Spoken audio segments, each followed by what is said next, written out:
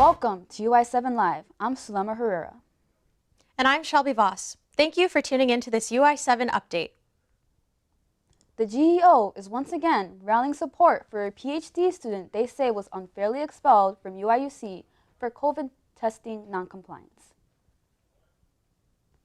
Antonio Ruiz says he is medically unable to take the university's COVID saliva test. Despite this, the university expelled him and denied his appeal for reinstatement. The GEO has started a petition saying he was not informed of alternative testing procedures until he received a second disciplinary charge over the spring semester.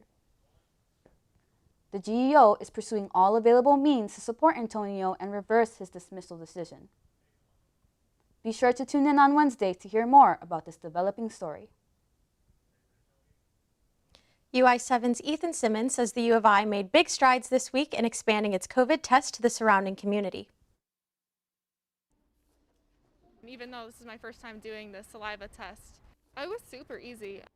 After 10 months, U of I's cutting-edge COVID tests are finally being spread to the broader community. Several groups, including city workers and a couple local schools, are now eligible for saliva tests.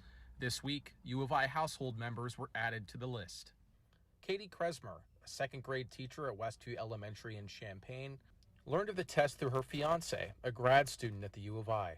She couldn't be happier to be bringing added safety to her classroom. I work with little kids, so sometimes it's hard for them or their masks don't even fit right. It's going to be really helpful in the future.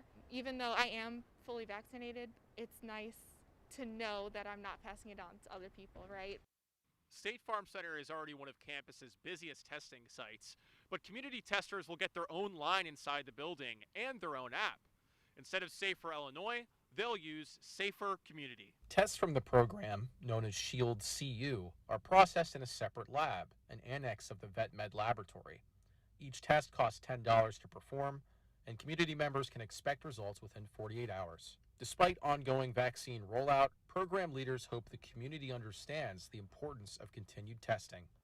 We think it's incredibly important that people not let down their guard, that they continue to be testing. It's estimated that at least half of the spread is from people who have not yet shown symptoms or will never show significant symptoms. For Kresmer, a little added safety is all she needs to hear. It'll definitely make me feel a lot safer and at ease working with the kids. From Champaign, Ethan Simmons, UI7 Live.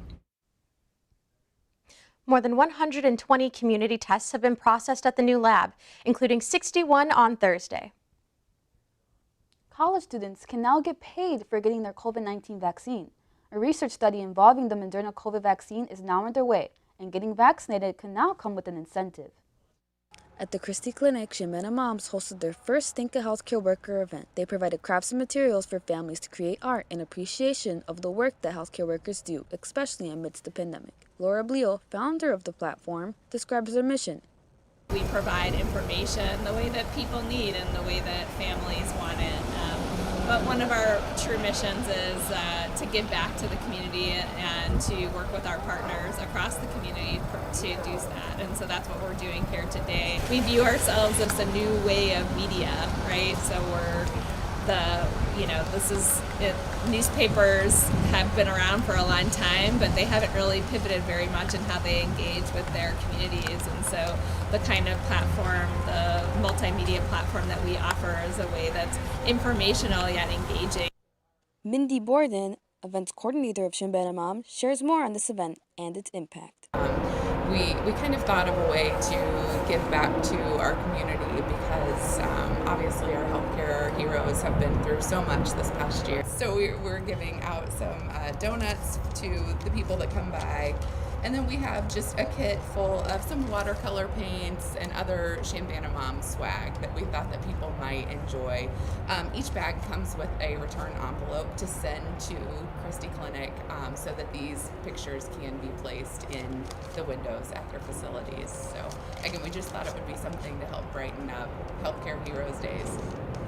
Champaign Moms hopes to have their first in-person gathering by the start of the school year in August, but for now they host most of their events virtual.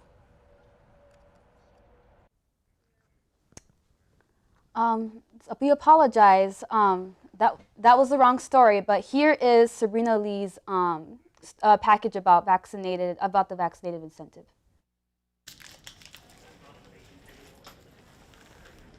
I think that helping with this study that will benefit the nation entirely. It was a great opportunity. Chase Willie is a participant in the Prevent COVID research study at Colorado University Boulder. The study, sponsored by the National Institute of Health, spans across 27 universities, including the University of Illinois at Urbana-Champaign. Participating college students aged 18 through 26 who have not yet been vaccinated can earn up to $900. Joanna Schisler, virology expert, is leading the study here at U of I. The question that we're asking is, once you're vaccinated, does the virus still replicate in you? And to what levels? And can you then shed it to other unvaccinated people? Participants in the study will receive a full vaccination, half in early April and half at a later date. Participants must submit daily nasal swabs as well as regular saliva testing and must provide blood samples regularly.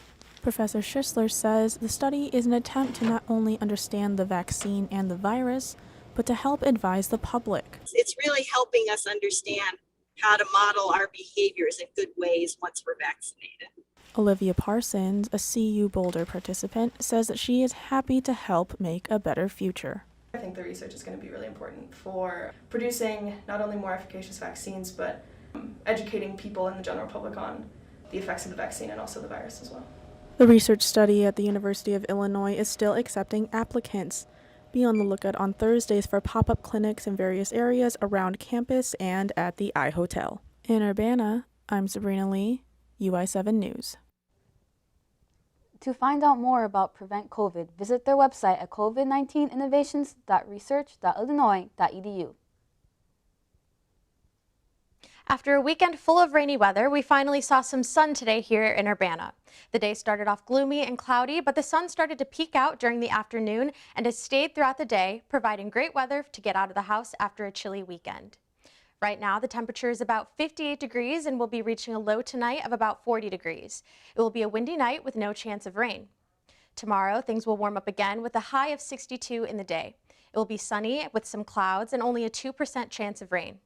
It's a great day for the students to enjoy the day off of classes on the quad from 12 to 4 p.m., where they'll find free food, games, live music, and prizes while supplies last. That's it from me. Back to you, Zulema. Thanks, Shelby.